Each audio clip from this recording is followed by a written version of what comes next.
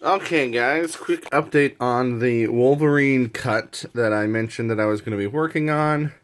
I have uploaded all of the X-Men movies except for Deadpool because Wolverine doesn't play a part in Deadpool, and the Wolverine because I only have it on Blu-ray and my computer can only rip DVDs. So I used the Road Cut rather than the standard Days of Future Past.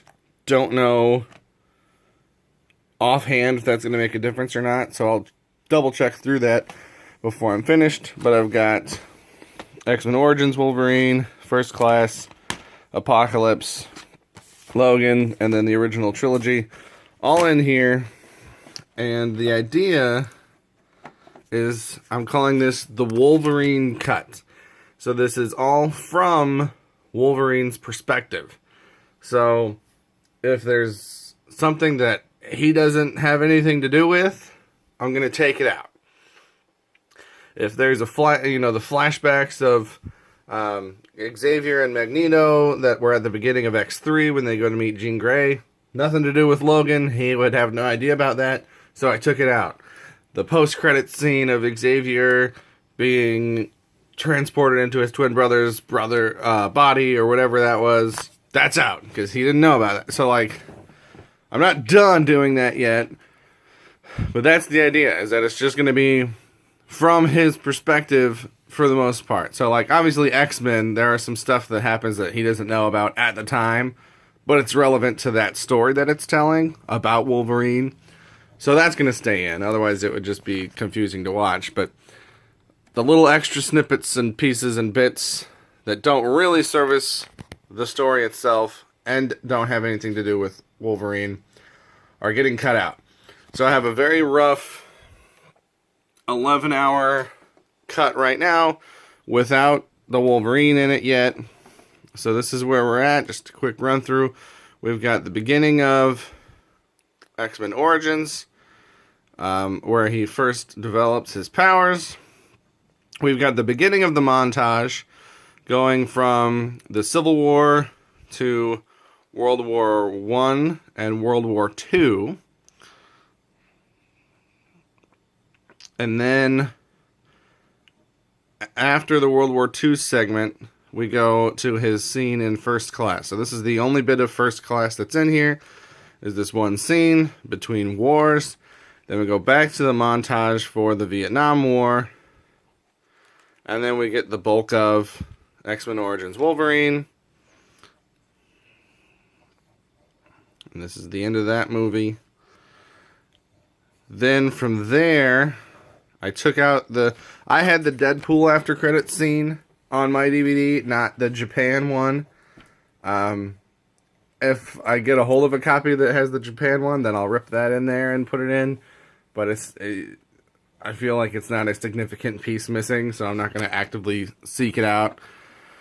So then we go, let's see, this is Stryker walking.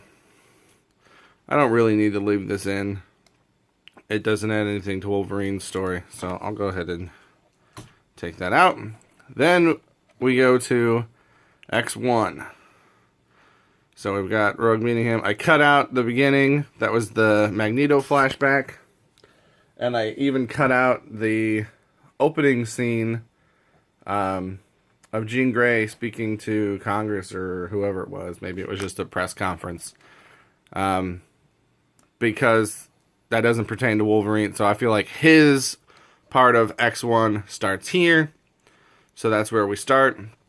So we've got all of X1, all of X2.